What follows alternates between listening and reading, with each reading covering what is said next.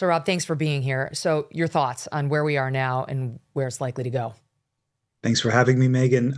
So let me start since you mentioned my background. Yes, I'm an American of an Iranian background, and I got to tell you, if the regime change operation or the war, whatever they're calling it, panned out the way that the president laid out in his initial speech, and the various uh, advocates for this war had envisioned, then, as an Iranian American, I'd have a an easier time because I hate this regime. It's driven me and my family into exile, uh, and I would get to go back, presumably. But it's as an American by choice, that I oppose this war for some of the reasons that you laid out with Marjorie in the previous segment.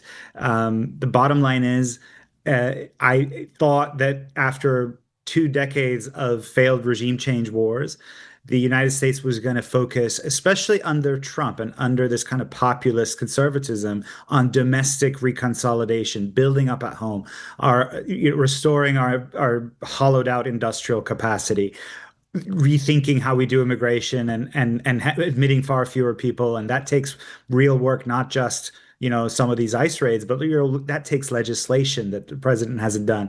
All the and of course being prepared for the real challenges of the 21st century. For the most part, they lie in East Asia. That's where America's future challenges and opportunities are. It's China. It has to do with the fact that in a few years, more than half of global GDP will be in the Asia Pacific region.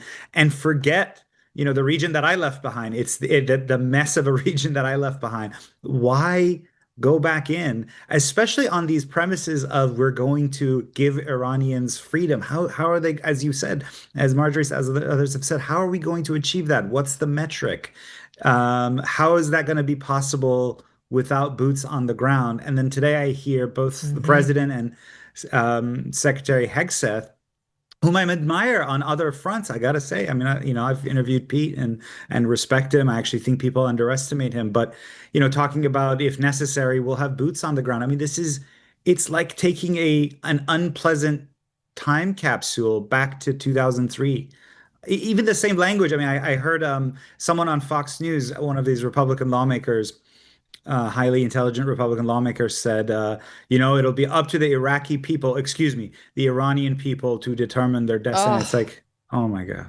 So, honestly, Fox News is insufferable right now. Insufferable. I was there for 14 years. I've already told my audience, if I were a Fox News anchor right now, I'd know exactly what to do. Cheerlead. Cheerlead. That's it. It's all about rah, rah, rah, go military. That's what's patriotic. Praise the president, support the troops, support the war, day in, day out. I mean, this morning, who do they put on? Mike Pompeo to kick off the day's coverage. Lindsey Graham all over Fox News over the weekend. That it's utterly unhelpful to go. Like today, obviously, I've come out and said how I honestly feel because I owe that to my audience. But today, we're going to have both sides on to help people actually make up their own minds. You will not find that over on Fox News. They've got one mission, and that's to support these military groups, the military itself, and President Trump. It's just folly. It's folly, Sohrab, and it's a fool's errand too, because it's like, I already did 20 years of that. I did 20 years of marching us blindly into war and cheerleading it and not being the one to carry the consequences. But I've interviewed enough soldiers missing legs and soldiers who almost killed themselves due to PTSD, who don't see any value in what they did over there, especially after we gave it up under Joe Biden, that I know now more caution is needed. Cheerleading may make you feel good, may spike your ratings, Fox News, but it doesn't necessarily help the guys who are actually going to have to put those boots on the ground and go fight this war, which, as I point out, is not necessarily going to be the cakewalk that our administration is suggesting, Sohrab. What do you make of the Iranians' response so far? Because they seem to be fighting just as hard as they possibly can. yes, I think it surprised even me. And I was, obviously, to be clear, I was a war skeptic. I was a skeptic of going to war with Iran, before it happened. But even for me, the degree to which they've actually held it together is surprising. It reminds us that Iran is not Iraq. It's much bigger. It is not an artificial state whose borders were basically drawn by European imperialists 100 years ago, just by kind of randomly going, okay, here's Iraq, here's Lebanon. That's not the case with Iran. It's a resilient, systemic, civilizational state. And so even though the supreme leader was killed early on in the attack, they have in place various people who are prepared to, for each role, there's someone else waiting to take command. They have been firing on all cylinders, really have set the Gulf on fire, gone a long ways towards really closing the Straits of Hormuz. They've, are raining fire on Israel. And that, by the way, the images from Israel of the civilians, which is where all the oil from the Middle East has to pass through the Straits of Hormuz to get out and shipped out. Keep going. The images from Israel really just break my heart as well, because it's just, I grew up during the Iran-Iraq War, the latter years of Iran-Iraq War. I only have vague memories of this, but that kind of city-to-city missile warfare is really, really awful, because you can't predict where it comes from, who, and what the consequences are. Even just the sound. I have empathy for what the Israelis are going through, but their government is doing this to them willingly. I feel like and they knew what they were getting. Bibi Netanyahu, you know exactly what you're getting. You put him in office. We were told by this president he wasn't going to do this. His whole candidacy, the first and the second, were all about how he wasn't this guy, and explicitly promised not to do this. So I feel like if we wind up being Israel with terror attacks raining down on this city or that, and they don't usually come from the air here, they're usually at a nightclub or a school or a church or some other soft target. We really didn't ask for this. We the people, our government may have, but we the people did not want this. Yeah, I think the real terror threats right now are to U.S. facilities in the region, because Khamenei, like him or not, was not just the head of state of Iran. He was also the spiritual leader of many millions of Shiites, so many of whom outside the country respect and revered him more than those inside the country, to be honest. But at any rate, there are Shiites in Bahrain, there are Shiites in Saudi Arabia, there are Shiites in Pakistan, there are Shiites in Lebanon, of course. And so that's where I think the immediate terror threat to U.S. facilities, U.S. citizens, U.S. interests are. Again, I think it's one of several consequences that weren't thought through. Certainly when I saw images of attacks on the U.S. embassy in Baghdad, U.S. facilities in Erbil and Basra, these are places in Iraq.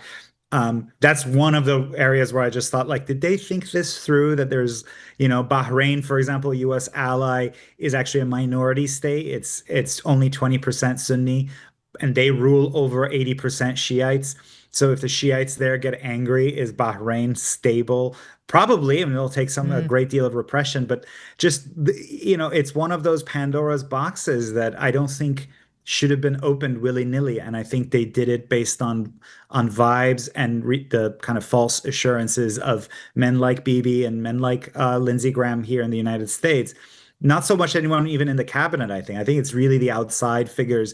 I think that's right. Like the Mark Levins, Tucker Grants. Was here on Thursday pointing out Bibi's been to the White House 7 times in the past year. Yeah. 7 times. I mean, that's incredible. The Laura Loomers. Again, a country of 9 million versus our own, which has got 350 million. And we have a lot more worries on our hands these days than foreign policy in the Middle East. Can you talk about, you've written a little bit about possible balkanization within Iran? Like there are all these different factions inside of Iran, and it's really not that clear how things will go now that there's not the strong hand at the top. Yes. So Iran, often a lot of Iranians like to describe themselves as Persian. And I think the reason they do that, Iran is a very old term, actually. It goes back millennia, and it means land of the Aryans. But some Iranians, because Iran is especially Iranians in the diaspora, because Iran is associated with the Ayatollahs and terrorism and so on, like to describe themselves as Persian. But Persian is really, there's only about 50%, 51% of the country that's Persian. You have Kurds there, you have Azeris, you have Lors. These are different ethnic and linguistic groups. You have Arabs, Baluch, Turkmen, Azeris, and others. And look, Iranian identity, national identity is multi-ethnic, and it's holding together. However, there are separatist impulses among these various groups, and the Israelis and others have been encouraging that, even as they tell the Iranian diaspora types that they want a unified Iran to be ruled by the son of the former Shah. We can go into him later, but at any rate, Well, that's a joke, isn't it? I mean, my belief is that this Reza Pahlavi is a joke, and that the Iranian people would never accept him. Well, look, in a country of 92 million, he has some support. I won't deny it, but I just think he's a fundamentally unserious person. You can't really blame him either. He's lived most of his life in the West, in the United States.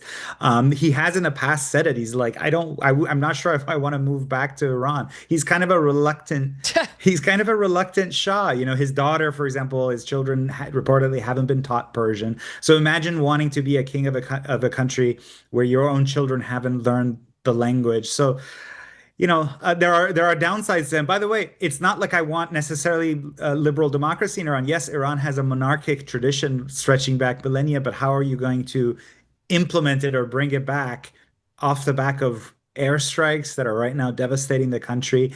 And he hasn't actually expressed any sympathy for the Iranian civilians who have died.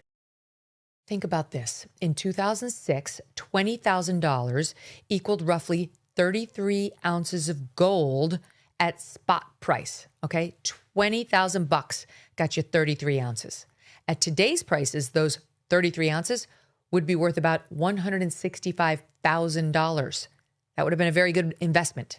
And that's why so many smart Americans do diversify a portion of their savings into precious metals. They're thinking about what's going to happen in the next 20 years. And it's also why you should consider buying gold from Birch Gold Group. For thousands of years, gold has been a store of wealth. And today, it is a crucial part of any balanced strategy.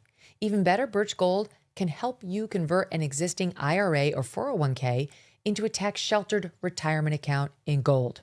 All you have to do is text MK to the number 989898, and that will give you a free info kit on gold. There's no obligation.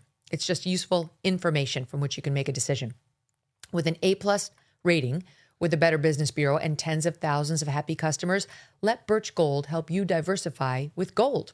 Now that's peace of mind. Again, text MK to 989898 today. Thanks so much for watching. If you like what you just saw, hit the subscribe button for more clips and full episodes.